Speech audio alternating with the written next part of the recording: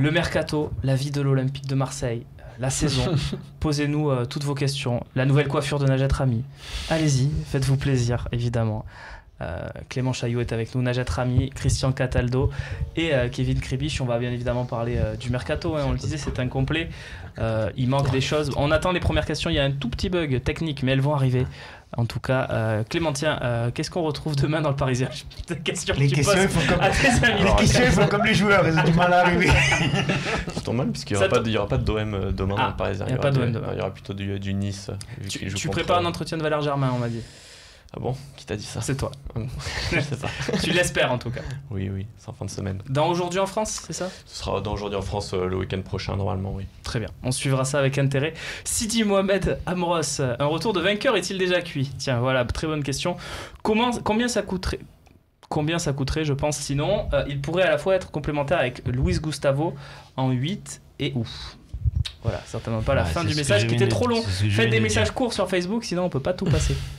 Alors bon, on a eu Najat et Christian déjà sur Gustavo. Je vais prendre la main sur vainqueur. Oui, vainqueur, quoi qu'il arrive, c'est un milieu de terrain quand même assez complet. Tu peux le faire jouer en 8, mais la réalité est qu'il viendrait à prendre la place de Luis Gustavo. Donc c'est vrai qu'actuellement, c'est peut-être pas le joueur que tout le monde recherche sur le plateau ou ailleurs. C'est quoi le joueur qu'on recherche au milieu? Moi, je préférerais un joueur beaucoup plus fort physiquement. Tu en avais parlé, Moussa Sissoko, c'est peut-être quelque chose qu'on aimerait bien en termes de joueur box-to-box, parce que sachant que, je sais pas, ces dernières années, ils l'ont calé un peu sur un côté, en espèce de milieu offensif, qui pour moi est pas trop son poste. Moi, je rappelle qu'à Toulouse, ce qu'il faisait était très très intéressant, mais tu avais Etienne Capou aujourd'hui à Watford, qui lui par contre a changé de dimension, qui était vraiment un 6 à la base, et qui en Angleterre, par ses passages à Tottenham et Watford, est monté plus haut et monté d'un cran, et il est vraiment monstrueux physiquement. Et sachant qu'il y a un petit truc à jouer avec Watford, parce qu'apparemment il y a un souci avec son entraîneur, c'est des joueurs ça qui te ferait énormément de bien au milieu de terrain, genre comme Etienne Capou. 6 si on a un problème, qui peut jouer 6. Tu as un Marcelo Brozovic à l'Inter de Milan, qui est un vrai joueur box-to-box aussi, un Brozovic, c'est technique, c'est quand même plus physique qu'un Lopez. Il y en a des joueurs, il y en a des idées. En plus, il s'appelle Marcelo, donc. Voilà, Marcelo Brozovic. Il y a moyen d'aller chercher un joueur box-to-box. Allez, tu veux même un truc à la Joey Barton. Et pourquoi tu tentes pas un Jack Wilshere aujourd'hui d'Arsenal en relayeur? Mais il y a des idées. En plus, l'infirmerie est vide. On peut voilà, mais il y a des choses à tenter. Il y a plein de bons joueurs box-to-box, des joueurs qui sont capables d'aller vers l'avant. Donc c'est ça que tu cherches. Moi, c'est ce que je chercherais plus que William Vainqueur. Maintenant, si tu me dis on n'a pas le choix et qu'on prend Vainqueur en plus au milieu de terrain, je dis oui, il faut aller le chercher. Mais bon. Ouais, il faut aller le chercher. Mais moi, je me mets à la place du joueur. Ouais. On vient me chercher le 30. Honnêtement, je reste à la revanche. Ça veut dire que depuis tout ce temps. Il fallait le garder dès le départ. Lui faire une proposition. Depuis tout ce temps, vous m'avez pas voulu, parce que c'est clairement ça le message. Et là, vous avez personne, vous venez me chercher. Moi, je viens pas. Oui. Question de Tommy98. Slimani peut-il être notre grand attaquant? Déjà, il a la taille, 1m88, vrai buteur, qui peut fidéliser les supporters d'Afrique du Nord. Slimani qui évolue. Qui joue à Leicester. À Leicester, mais qui était passé par le Sporting, qui a fait une très belle saison. Moi, Slimani, c'est un gars que je connais depuis un bon moment. C'est un attaquant quand même, c'est intéressant. Franchement, c'est un bon attaquant. On en parlait en off, il rentre dans la catégorie peut-être de ce qu'a décrit Rudy Garcia en conférence de presse. C'est un joueur assez physique devant, avec un bon jeu de tête. Oui, il pourrait rentrer dans cette catégorie. Et quand même, c'est un bon buteur. Après, voilà, Leicester, est-ce que si on dit le buteur de l'OM, le grand attaquant, c'est Slimani? Alors là, non. J'ai pas voulu le dire, mais. Est-ce que c'est pas un peu méconnaître le football quand même que de dire que Slimani c'est pas un très bon attaquant? C'est un bon joueur. C'est un très bon joueur. Tu sais que Slimani, il le voit tous les matins. Le grand attaquant, il viendra pas aujourd'hui. Non, t'es pas d'accord? Moi je trouve que Slimani. T'as envoyé ça là pour me tacler, là, pas du tout. Ça n'a pas du tout le même profil et ça le boit pas tous les jours. Moi je te dis que demain, si vraiment on n'arrive pas à faire cet attaquant pivot là qu'ils veulent, moi je mets à couper que vu le transfert que demande l'Inter de Milan, je trouve que ça serait une aberration de plus que l'OM ne prenne pas Jovetic, parce que Jovetic au Vélodrome associé avec Germain, je peux te dire qu'il fera lever les fous. Et tu crois pas qu'on aurait dû le prendre depuis longtemps? Mais depuis un moment. Mais après, t'as aussi ce que veut le joueur. Le joueur, s'il peut aujourd'hui retourner à Séville. Maintenant, Séville, ils ont pas mal de joueurs devant aussi. Il y a Ben Yedder, il y a Muriel qui ont fait de la salaire, il est pas bon aussi. Ils proposent pas assez. Il y a tout qui est en train de changer. Il y a des joueurs vraiment comme Baka, ils sont réceptifs au championnat, surtout dans lequel ils avaient déjà évolué. Regarde, Baka, il voulait à tout prix retourner à Séville, finalement, c'est Villarreal. Voilà, donc après, il n'y a pas. C'est pour ça que je te disais tout à l'heure, il y a ce que les dirigeants voulaient au départ, et ça, je suis convaincu vraiment qu'ils voulaient faire peut-être des gros noms.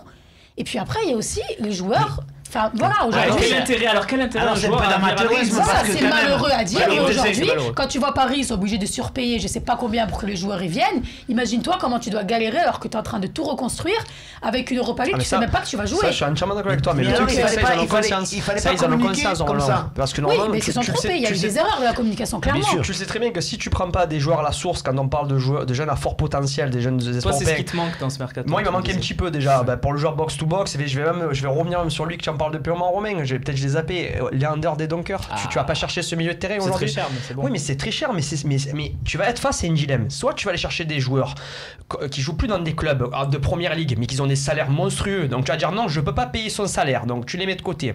Soit tu vas dire tu vas attirer des stars, mais tu les intéresses pas parce que tu es l'OM. Donc tu ne peux pas les avoir. Soit maintenant tu veux un joueur à fort potentiel, mais tu sais qu'aujourd'hui c'est coté et ça coûte 30 millions. Mais Kessié s'est fait prêter comme son achat, mais c'est plus de 25 millions d'euros. Mais là, c'est 30 millions. C'est énorme les jeunes joueurs à fort potentiel. Alors ça veut dire qu'en fait on va recruter quoi? On va avoir que des mercatos d'opportunités. Voilà, comme j'ai dit, je sais pas ça va se faire, mais j'entends des pistes comme Debuchy qui vont me sortir. Si tu as vraiment un problème de fond, qu'est-ce qui t'empêche aujourd'hui quand tu es Zubizarreta d'aller chercher des joueurs en prêt? Ou sinon tu te fais prêter des joueurs. Voilà, tu te fais prêter des joueurs. Ça fait sur ma vie. Ouais, mais elle est obligatoire l'option d'achat. Oui, il n'y a pas. Tu sais, aujourd'hui, on parlait des Dunkers. Il y a un autre joueur, moi, que depuis le moment j'en parle, mais ça coûte très cher, je suis d'accord. Mais en même temps, comme on a dit, c'est vrai qu'on ne sait pas la manne financière. Moi, j'ai William Carvalho du Sporting Portugal. Mais ça coûte 40 millions d'euros. Mais c'est un mec que tu fais venir au milieu de terrain, lui, c'est fini. Il a 25 ans, tu as assuré pour des années à venir ton milieu de terrain. C'est un énorme joueur, c'est un international portugais, il est titulaire. Et il n'a pas le salaire d'un joueur de première ligue parce qu'il joue au Sporting Portugal. Donc lui, tu peux le faire venir parce que financièrement, tu peux lui donner le salaire. Mais par contre, ça va être le transfert. Mais tu fais venir un gros milieu de terrain. Mais je vois pas, on n'a pas de ce style de joueur. Depuis tout à l'heure, tu nous as sorti une dizaine de noms. Je suis tout à fait d'accord avec toi, qui vont bien. Mais alors, ça veut dire que tu es plus fort que Zubizarreta. Non, je me permets de dire un truc comme ça. Ou alors, ça veut dire qu'il y a un problème quelque part. Ça veut dire que lui, peut-être, je pense qu'il doit les connaître, les joueurs. Non, il y a une différence. Parce qu'il a un peu d'expérience, il doit les connaître. Zubizarreta et Garcia. Exactement. C'est que le problème, il est où? Il est qu'on ne peut pas les faire venir. On n'a pas la puissance pour les faire venir. Imagine Kevin, c'est le directeur sportif de l'OM. Il appelle le Carvalho. Il lui dit on te veut à l'OM. Il dit non mais moi je veux rester au Sporting. Eh ben tout Zubizarreta qu'il est, il le fera pas venir. Zubizarreta il a certains crédits. Quand il appelle quelqu'un, c'est pas. Kevin c'est pas mal quand même. Non, je peux me permettre, je me suis proposé plusieurs fois et si un jour ça arrive en tant que scout, je me permettrai pas de dire je suis un directeur sportif. C'est dans la finalisation, dans les transferts, c'est autre chose. Un directeur sportif. Moi j'ai plusieurs fois proposé mes services à l'OM. C'est resté, je le dis, c'est resté sans. On m'a répondu 2-3 fois. Voilà, on n'a pas voulu donner suite pour l'instant. C'est une grosse chose. Mais je sais la crédibilité que j'ai sur certains dossiers. Voilà, après, il y en a des idées. Après, voilà, il faut voir. Mais les dilemmes, tu vas les avoir sur tous les sujets. Les salaires, les oreilles, ils les ont. Ils les voient, ils les connaissent. Alexis Picon, il reste 2 questions. Allez, pour Clément. Tiens. Un commentaire sur les prestations de Thauvin, c'est ça? Ouais. Il est un peu moins bien depuis quelques matchs. Je crois que lui-même le reconnaît. En zone mixte hier, il a reconnu qu'il avait loupé quelques frappes. Il en a envoyé quelques-unes chez les Dodgers, quelques-unes du gauche. Ouais, il est un petit peu moins bien. Après, il a encore quelques éclairs. On l'a vu jeudi dernier. C'est lui qui fait une très belle ouverture pour Morgan Sanson. Oui. Donc c'est encore un joueur. Je pense qu'il va revenir. Il a un petit coup de moins bien. Voilà. On va voir ce qui va être appelé ou pas dans la liste de Didier Deschamps cette semaine. On va voir. C'est peut-être pas sûr. C'est pas sûr. Il y a des joueurs qui montent. Il y a un Fekir qui se réveille. Après, il peut bénéficier aussi du fait que Dembélé ne joue pas à Dortmund. On va regarder la question suivante, si vous le voulez bien. Elle créera peut-être du débat. Lille, prêt à mettre 40 millions sur Michy. Regrettez-vous le Lopez Project? Tiens, intéressant. Lopez Project, Bielsa, des jeunes inconnus venus du Brésil, c'est pas un peu ce que tu voulais tout à l'heure? Non, pas du tout. Non, parce tu m'as dit des paris, des joueurs, des jeunes à fort potentiel. Non, j'ai pas dit des paris. J'ai dit qu'il fallait faire un mix-max entre ce qu'ils ont fait depuis le début, qui est très intéressant, d'avoir pris des joueurs d'expérience.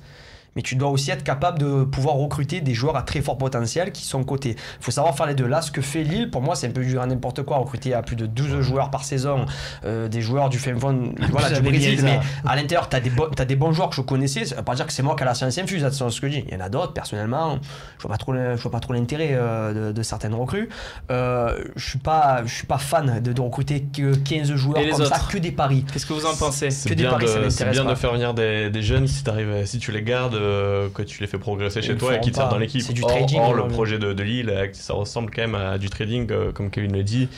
Et tous ces mecs qui arrivent, on verra dans Paris, c'est bien, mais il faut faire un ou deux ans. Dans 2 ans, on verra. Mais on les a, les 1 ou 2. Par contre, Michi. Si je peux me permettre, on a fait à ma vie et Sanson. Juste pour vous. Moi, par contre, Michi, si demain veut revenir à Marseille, en tant qu'attaquant, vu pour l'instant, il n'y a rien qui avance, même si il reste 10 jours, et que derrière, on ne sait pas, moi, je serais content d'avoir Michi à Marseille, s'il veut revenir chez nous. Alors, à ce compte-là, pourquoi on a laissé partir Gomis?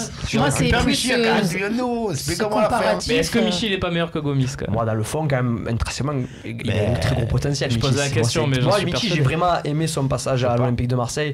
Il peut revenir quand même, mais c'est vrai qu'entre Payet, Mandanda, et si Michi revient, on parle d'un relayeur, pourquoi pas prendre Imboula à Stoke City parce qu'il joue pas à ce rythme-là. Mais bon, après, c'est Imboula. Voilà, mais bon, lui, il casse les lignes. Lui, il a une physique pour pouvoir jouer joueur box-box. Voilà. Merci à tous. C'était animé comme on l'aime. Merci Christian. C'est fini? Bah ouais, un petit tacle encore.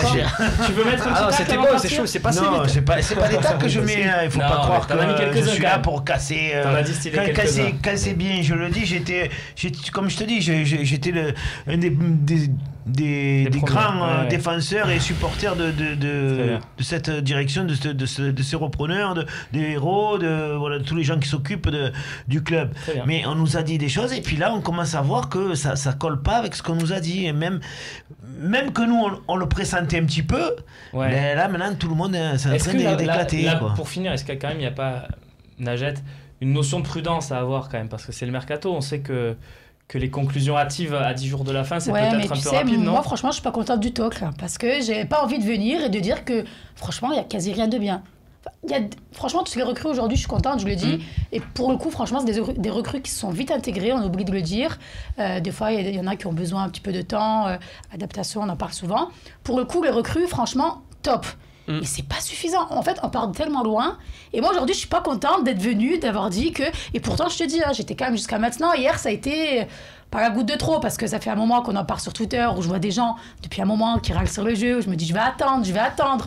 Le mercato, pareil. Sauf que là, au bout d'un moment, t'es le 21. Bon. Et franchement, j'espère, mais vraiment, que là, le 31, ils auront pris 3 joueurs...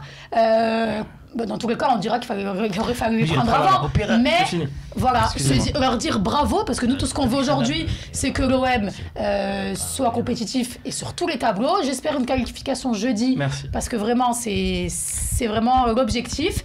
Et applaudir. Et voilà, de toute façon, on est tous pour l'OM ici. Sache que si tu regrettes d'être venu, moi, je ne regrette pas que tu sois venu. Je suis très content de t'avoir eu à mes côtés pour cette émission. Merci à Clément Chailloux du Parisien aujourd'hui en France. On va suivre évidemment peut-être cette semaine avec peut-être des petites interviews, on va voir dans vos colonnes évidemment. Merci en tout cas, c'est toujours un plaisir Clément. Merci à Kevin qui joue les recruteurs pour le Phocéen pour l'instant et qui a une clause quand même à 3 millions donc c'est pour ça aussi peut-être que l'OM n'est pas venu te chercher, il va falloir payer. Merci à toutes et à tous de nous avoir suivis. Merci Christian d'être venu faire le point avec nous sur les abonnements et sur le reste, et merci à toutes et à toutes de nous avoir suivis. On se retrouve lundi pour un nouveau talk, mais n'oubliez pas, demain déjà il y a le Mercatalk qui revient sur le Phocéen, la Talk Academy cette semaine évidemment, mardi, samedi, on est complet, on a beaucoup d'émissions, beaucoup de contenu à vous proposer pendant ces derniers jours du Mercato. Salut.